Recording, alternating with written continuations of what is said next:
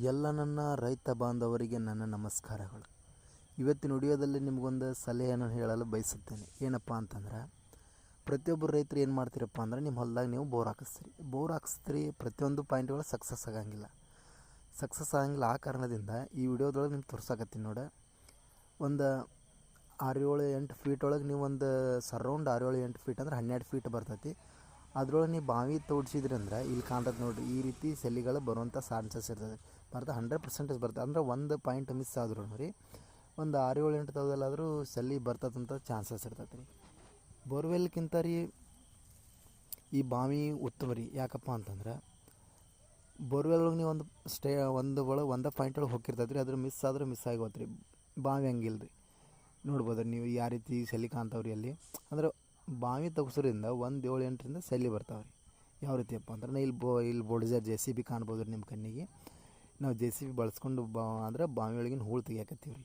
ಯಾವ ರೀತಿಯಪ್ಪ ಅಂದ್ರೆ ಬಾವಿ ಒಳಗೆ ಇರ್ತದೆ ರೀ ಕಲ್ಲು ಮಣ್ಣನ್ನು ಏನು ಮಾಡ್ತಿರ್ತೀವಪ್ಪ, ಕಲ್ಲನ್ನು ಬ್ಲಾಸ್ಟ್ ಮಾಡಿ ಅದರಲ್ಲಿರ್ತಕ್ಕಂಥ ಅದನ್ನು ಹೂಳನ್ನು ತೆಗೆದು ಒಂದು ಕ್ರೇನನ್ನು ಬಳಸ್ಕೊಂಡಿವಿ ರೀ.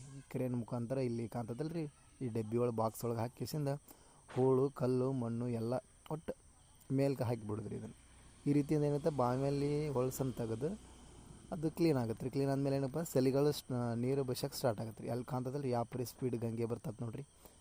ಈ ರೀತಿ ಏನಪ್ಪ, ಒಂದು 20 ನಿಮಿಷ ಒಳಗೆ ಈ ರೀತಿ ನೀರು ಸ್ಟೋರ್ ಆಗಿಬಿಡ್ತು ರೀ. ಅಂದ್ರೆ ಒಂದು 7-8 ಸೆಲಿ 9 ಸೆಲಿಗಳು ಕುಡಿದಂದ್ರೆ ಯಾವ ರೀತಿ ನೀರು ಸ್ಟೋರ್ ಆಗತ್ತೆ ನೋಡಿರಿ.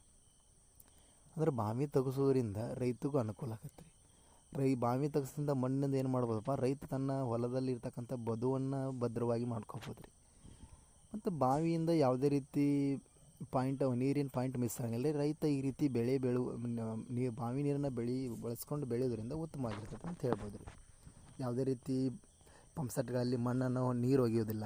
ಒಟ್ಟು ಶುದ್ಧವಾದ ನೀರನ್ನು ಕೊಡತಕ್ಕಂಥ ಕೆಲಸ ಬಾವಿಯಿಂದ ಉತ್ತಮ ಆಗಿರ್ತದೆ. ನಮ್ಮ ಪೂರ್ವಜರೆಲ್ಲ ಬಾವಿಯನ್ನು ಬಳಸ್ತಿದ್ರಿ. ಬೋರ್ವೆಲ್ ಇದ್ದಿದ್ದಾಗಿ ಬಂದಿದ್ರಿ. ಇವು ತಾತ್ಕಾಲಿಕವಾಗಿ ಹೋಗ್ತಾವೆ ರೀ.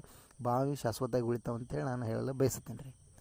ಏನಪ್ಪ ಅಂತಂದ್ರೆ, ಈ ಬಾವಿಯಿಂದ ನೀರು ಬಳಸ್ಕೊಂಡು ರೈತ ಬೆಳೆ ಬೆಳೆದ್ರೆ ಸರ್ಕಾರಕ್ಕೆ ಸಾಲ ಕೊಡ್ತಕ್ಕಂಥ ಒಬ್ಬ ಅಗ್ರಗಣ್ಯ ವ್ಯಕ್ತಿ ಅಂತ ಹೇಳ್ಬೋದು ರೀ. ಈ ವಿಡಿಯೋ ಮೂಲಕ ಇಷ್ಟ ಸಂದೇಶ ಹೇಳ್ಬೋದು ರೀ. ಅಂದರೆ ಈ ರೀತಿ ಬಾವಿ ತೆಗೆಸೋದ್ರಿಂದ ಒಂದು 6-7-8 ಸೆಲಿ ಬರ್ತಾವೆ. ಎಲ್ಲ ರೈತರು ತಮ್ಮ ಹೊಲದಲ್ಲಿ ಬಾವಿ ತೆಗೆಸ್ರಿ ಅಂತೇಳಿ ಹೇಳ್ತೀನಿ ರೀ. ನಮ್ಮೊಂದು ಒಂದು ಮನವಿ ರೀ.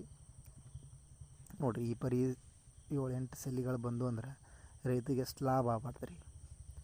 ನೋಡಿರಿ, ಒನ್ ಡೇ ಬರೀ ಒಂದು ದಿನ ಬಿಟ್ಟು ಮರುದಿನ ಬಂದೀವಿ ರೀ. 8-9 ಫೀಟ್ ನೀರು ಸ್ಟೋರ್ ಆಗೈತೆ ರೀ. ನಾವೇನು ಬೇರೆ ಬಾವಿ ತೋರ್ಸಾಕತ್ತಿಲ್ಲ ರೀ ನಿಮಗೆ. ಇದೇ ಬಾವಿ ತೋರ್ಸಾಕತ್ತೀನಿ ರೀ. ಕಾಣ್ಬೋದು ರೀ, 8 ಫೀಟ್ ಅಂದ್ರೆ ಒಂದು 7-8 ಫೀಟ್ ಅಂದ್ರೆ ಒಬ್ಬ ರೈತ ಆರಾಮೊಂದು 6-7 ಎಕರೆ ಹೊಲ ನೀರು ಹಾಸ್ಬಿಡ್ತಾರೆ.